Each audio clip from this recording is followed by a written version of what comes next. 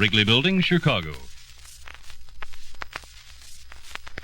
And now, in cooperation with police and federal law enforcement departments throughout the United States, Wrigley's Spearmint Gum, the refreshing, delicious treat that gives you chewing enjoyment, presents for your listening enjoyment, Gang Busters. For chewing enjoyment plus long-lasting refreshment, treat yourself to Wrigley's Spearmint Chewing Gum. The lively, full-bodied flavor cools your mouth and freshens your taste. The pleasant chewing helps keep your throat moist and adds enjoyment to whatever you're doing.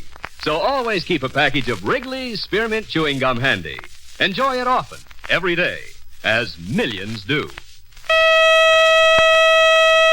Gang Busters, the only national program that brings you authentic police case histories, has asked Mr. John J. Mahan, Assistant Prosecuting Attorney, Cuyahoga County, Cleveland, Ohio, to narrate by proxy tonight's case. Mr. Mahan. Thank you, and good evening, Gang Busters listeners. In some modern fiction, we meet criminals whose stories are breathtaking, even romantic. The story of George Ross, however, is fact, not fiction, and it's the cold, ruthless story of a killer. Strangely enough, we begin tonight's case with a comparatively minor infraction of the law, when in the city of Cleveland, Ohio, on December 8th, 1951, he didn't see a traffic light, nor the officer handling the Christmas crowd. Wait for the lights, folks. Don't step off the curb before the light changes, please. All right, come ahead. Cross with the light, folks, with the light. Hey, Red! What? Look out! All right there, young fella. Just pull over to the curb. Right over here. Did you see that light? He's got a run right into us. You know you went through that light, young fella? I was signaling, too. I'm sorry, officer. Out of state, huh? I see you got a California license. Yes, I have. Well, let's see your registration and driver's license. Certainly, officer. I'm awfully sorry about that light. I guess I was just... Well, darn it, I forgot. Forgot? My papers. I left them at my hotel. Oh? Yeah, you see, I had changed my clothes. What hotel? Well, it's not exactly a hotel, officer. I'm saying it... That is, I've got a room out on Euclid. What number on Euclid? Number? Street number. You know where you're staying, don't you? Sure I do. I just... A little mixed up, I guess. Christmas rush and all. I'll tell you what, young man. We'll just drive out to this rooming house and look at your registration and license, okay? You mean you want to go way out there? Won't hurt. Hey, Red, take over, will you? I'll phone in later. All right, sir. Now, officer? Mm-hmm. You drive, son. Now.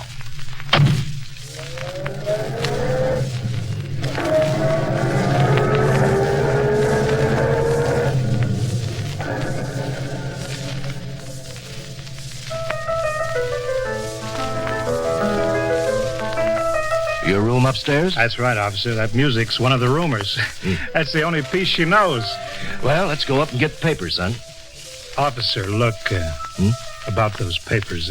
You got them, haven't you? Registration and driver's license? Sure I have. Then get them. Now. All right. Okay. Sure.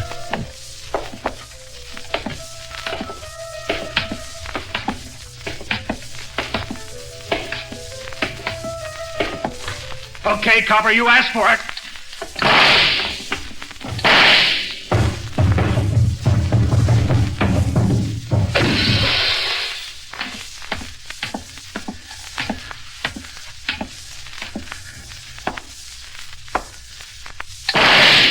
You bum. You asked for it good. The man who shot and fled was George Ross, Gangbusters listeners. Born in California in 1924, by the time he was 25, he had served in some of the major prisons on the Pacific Coast. Armed robbery, burglary, auto theft. And now in Cleveland, Ross had made his mark in the blackest book in police records. He had killed Officer Forney Haas of the Cleveland Police Department.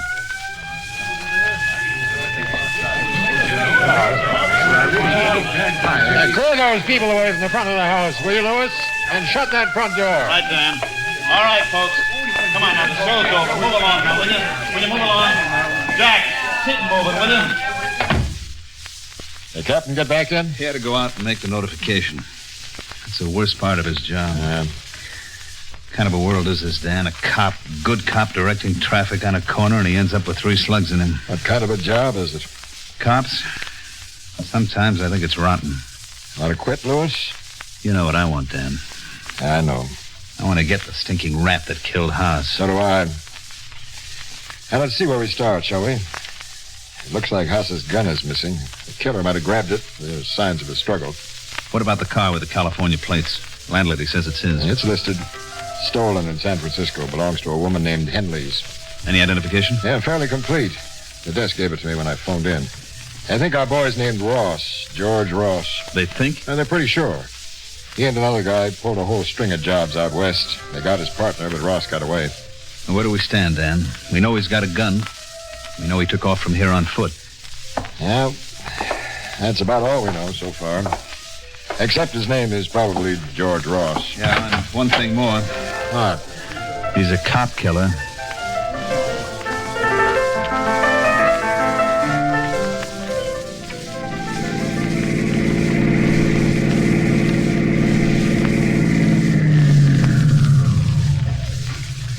How far are you going?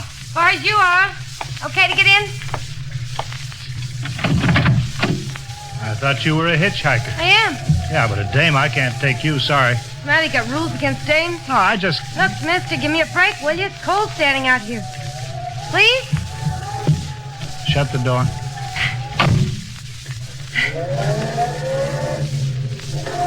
Thanks, mister. I mean it. You live around here?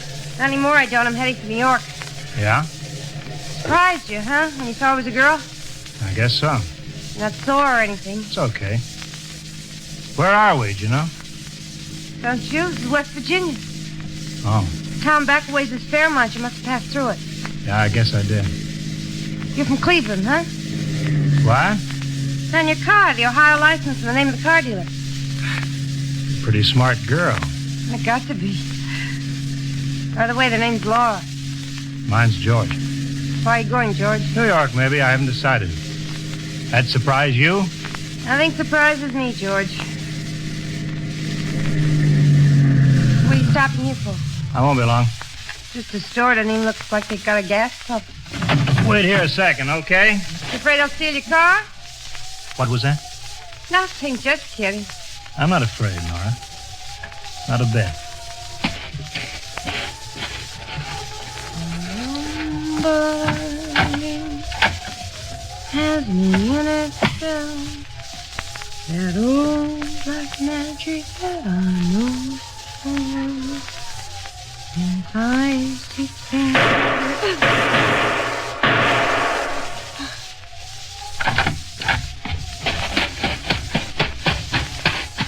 What happened? Shut up.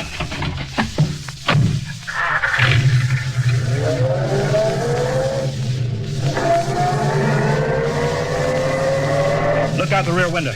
Go on, look. Clear. Okay. I thought it would be. Phew. What's the matter? Nothing. Isn't that a little sudden? Nobody hurt. What was it for? Where are you? Smart. And as for what for you. Me? Guy needs dough for a nice girl like you. Doesn't he?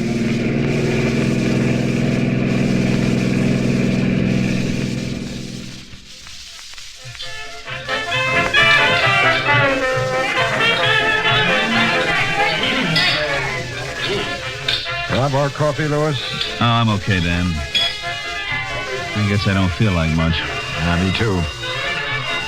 I've been to a lot of funerals. Every time it's a cop, I don't know, I get a funny feeling. I keep thinking how it might be me. Yeah.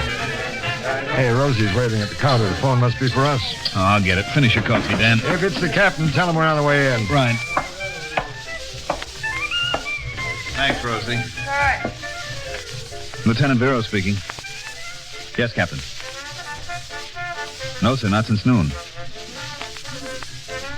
What's that? Where? Yes, sir, we'll be right in. Dan, let's go. Something break? Come on, I'll tell you in the car. Here, Rosie, tell Linda to keep the change. That was the captain, all right. So I figured. Hop in, I'll drive.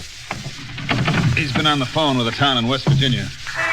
About Ross? Plenty. Better switch on the siren, Dan. Captain says don't stall around. West Virginia, huh? He tried to stick up a country store just outside a town called Fairmont. I think that's the name. Never heard of it. Anybody hurt? Nobody, but it was Ross, all right. He dropped the cop's gun. Houses? Yeah, hosses. Then he got away.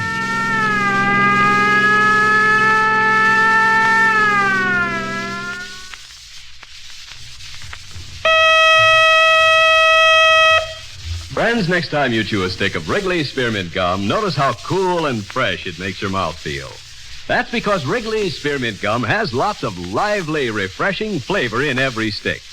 The minute you sink your teeth in, that cooling flavor begins to freshen your taste and relieve that hot, dry feeling in your throat. It sweetens the breath, too. Millions of people carry Wrigley's Spearmint Gum with them wherever they go for quick, long-lasting refreshment and for real chewing enjoyment. Next time you're at the store, get some Wrigley's Spearmint Chewing Gum. Enjoy its refreshing flavor and good, pleasant chewing often every day. Remember, that's Wrigley's Spearmint Chewing Gum. Healthful, refreshing, delicious. Now, back to Gangbusters and Mr. John J. Mahan, Assistant Prosecuting Attorney, Cuyahoga County, Cleveland, Ohio. All over the country, Gangbusters listeners, police and other law enforcement officers keep lists of wanted men. When a man's a killer who shoots without reason or warning, his name heads the list. So as George Ross made his way east from Cleveland, crossing over the Shenandoah Mountains into Maryland, he was one of the country's most wanted men. Are we ever going to stop? Riding all night. What's the matter? Don't you like my company? Told you I'm tired. We must be getting close to Baltimore. There's a clearing up ahead. Look okay? Looks like nothing. That's the general idea. Those lights in the sky must be Baltimore. Go on, open the door. Let's get some air. Cold. Feels good. Will I see you again, Laura? You what? What do you mean? I can't go into the city, kid. I can't take a chance. Something did happen back at that store. Nobody said that. You know something? I don't get you at all. Oh? Why not? I can't tell if you're in real trouble or not. Now, look, there's no trouble. The car is hot, that's all. Stolen? Sure, don't look so surprised. I'll bet you've been in lots of them. Crazy, you know? How'll I get into Baltimore? Hitch. There's traffic on the road back there. What about you? Why? What? Because I care, that's why. Will you be okay? Don't you think I will? Yeah. I guess you will at that. Got any dough? $7. Okay. Here's 10 more. When you get to Baltimore, get a room at the Winthrop Hotel. You got that? What for? You just listen to me. Get a room, get some sleep. You look like you need it. I do. Okay, then stay there till I phone for you. Got that? What about after? You phone and then what? I'll make plans, kid. Big plans. I'll work on them all day. This is nuts. You know that? That's nuts. Sure. I'll call you tonight.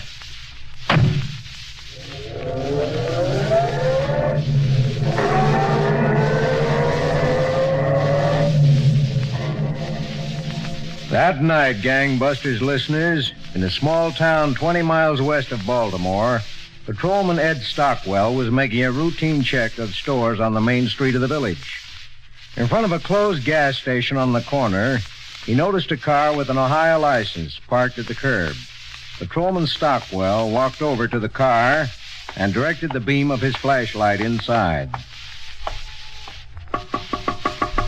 Hey there, you. Open up. Huh? What's wrong? In trouble, son? No, sir. It's pretty cold to be sleeping out in the car. Well, I had a long drive, officer. I was just taking a little nap. From Ohio, are you? Yes, sir. Sorry if it was wrong to park here this time of night. I thought it'd be okay. No harm done, I guess. Let's see your registration. What? Just going by the book, son. Registration and driver's license. Okay.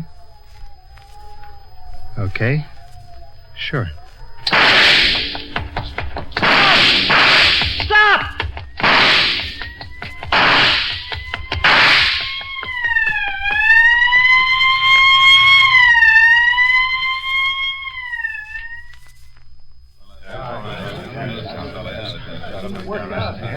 All right, boys. We can have a little quiet. All right, thanks.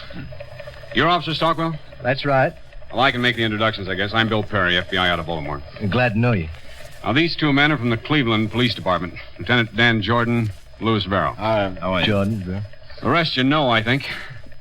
Now, it was Officer Stockwell who found Ross in town here, man. Ross opened fire on you, officer. Is that it? He sure did. If I hadn't ducked behind his car, I'd be a goner. We know. One of our men in Cleveland didn't get a chance to duck. Well, just to fill these men in, officer, you returned Ross's fire, and he jumped from the car on the opposite side. Is that right? And that's it. I kept firing until I could see he'd run into the woods. I think I may have hit him. Plenty cold in those woods, too. Well, you want to hear what's been done? Sure do. Well, since last night, there's been 80 state troopers surrounding the woods. We've got a command post set up over in the schoolhouse. Got planes, too. 2 helicopters cruising over the area from above. Now, we've got the equipment. Radio, phone setups, walkie-talkies. In an hour or so, we'll have a detail of 100 FBI agents out of Baltimore. What about the woods? Any houses in there? Well, you can tell them that better than I can, Stockwell. A couple of cabins, most of them empty in the winter. How big is the area? About 12 square miles. It's covered on all sides. Well, sound good? Yeah, sounds foolproof. Except for one thing. What? Ross. He's gotten out of a dozen traps before.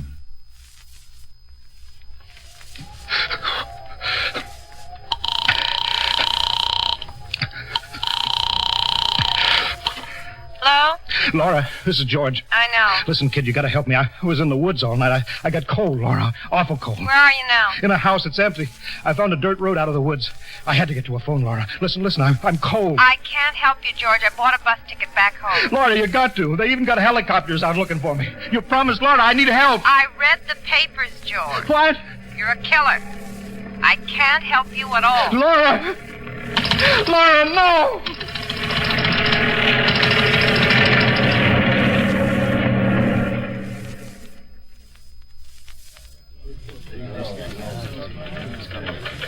I can't believe it. Every angle's sewed up. It's 10 above 0, and he walks out of those woods. Well, I just can't believe it. I can. We've dealt with him before. What about that cabin he broke into? One break. It looks like he took a slug when Stockwell was firing. There was blood on the floor near the phone. Excuse me, the officer at the door said you gentlemen are in charge here. Yeah, that's right. My name's Al Noyes. I run a sawmill over on the other side of the woods near the Willow Road. I know the place. What's in your mind, Mr. Noyes? I heard on the radio about this killer that's loose in the woods, a fellow named Ross. That's right. Why? Well, they've been broadcasting his description. I guess I heard it 3 or 4 times. What about it, Mr. Noyes? You saw him. You what? You saw Ross? When? 10, 15 minutes ago, I drove right over here when I saw who it was. Where? On the highway out where the dirt road comes out, he was trying to hitch a ride. Dan, grab the phones. Right. Harry, all right, boys, let's go. Be sure all that equipment is in the car. We made it on this trip. Now.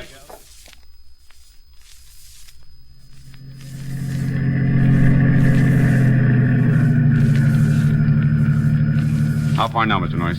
Just up beyond that bend. Check with Dan in the other car, will you, Lewis? They'll be heading in from the other side. Check. Car A calling Car B. Come in, Car B. Better stop here until we get organized. Car B, we're 50 yards from the spot indicated. What's your position, Lewis? Same position on the other side of the bend. Are they stopping cars back at the junction? Nobody got through. He's got to be here, Lewis, or else back in the woods. Tell them we're moving in. Right. We're moving in, Dan. Starting now.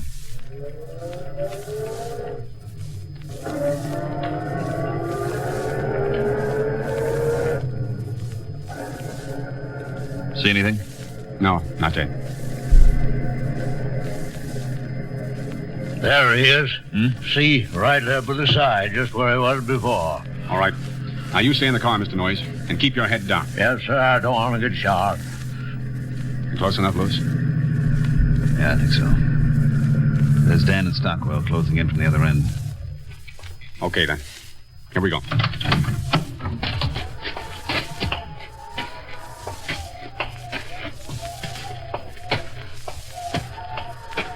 Easy now. He doesn't see us.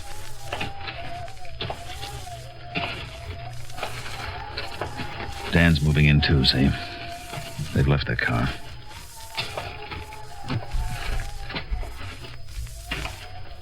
Easy.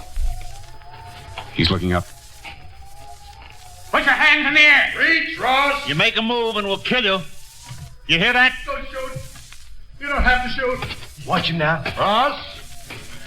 Yeah, I'm Ross. I guess it's all over. It is. I'm sorry, I couldn't give you a fight. It's cold, you know. Awful cold. You know something else, Ross? It'll get cold.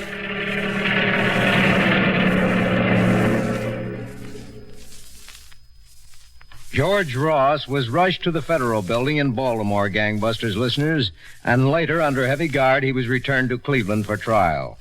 There, on February 20th, 1952, in the Court of Common Pleas, Cuyahoga County, Judge Edward Blythen presiding, a jury found him guilty of murder in the first degree. On the night of January 16th, 1953, at Ohio State Penitentiary, George Ross met death in the electric chair.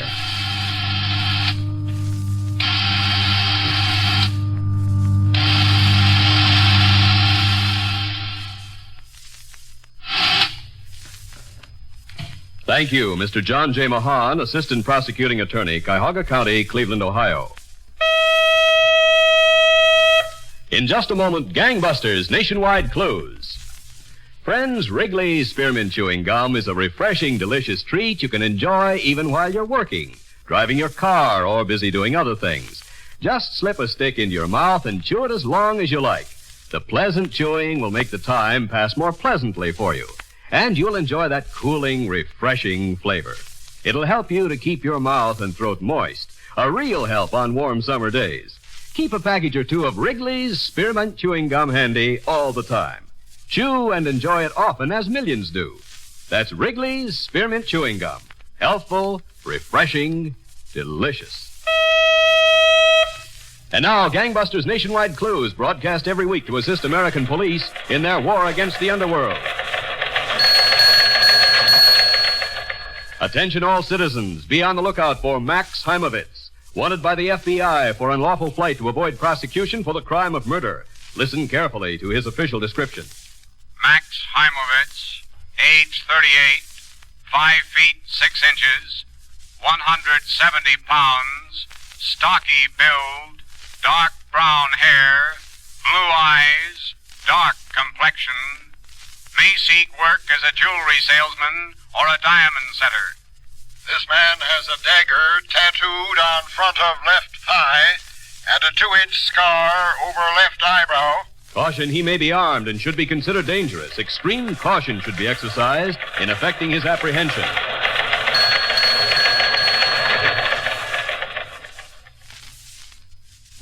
If you have any information concerning this clue, notify your local police, the nearest office of the Federal Bureau of Investigation, or Gangbusters at once. Tonight's Gangbusters case was dramatized by Robert J. Shaw and directed by Leonard L. Bass, with Sam Siegel, Bernard Lenrow, and Mandel Kramer in leading roles. The entire production was supervised for CBS Radio by John Ives.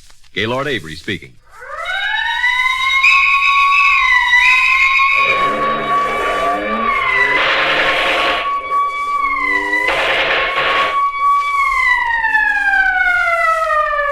Gangbusters, a production of CBS Radio in cooperation with Phillips H. Lord, is brought to you each week, same time, same station, by Wrigley's Spearmint Chewing Gum, the refreshing, delicious treat you can enjoy even while you're busy. This is the CBS Radio Network. Boston Blackie, tonight at 9 over WBBM. Listen and enjoy 30 minutes of adventure at its very best every Monday, Wednesday, and Friday. And Bold Venture, heard every Tuesday and Thursday at 9. It's drama and thrills, and it's waiting for you at the 780 spot on your radio dial. Remember, that's tonight at 9 for Boston Blackie. Don't miss it.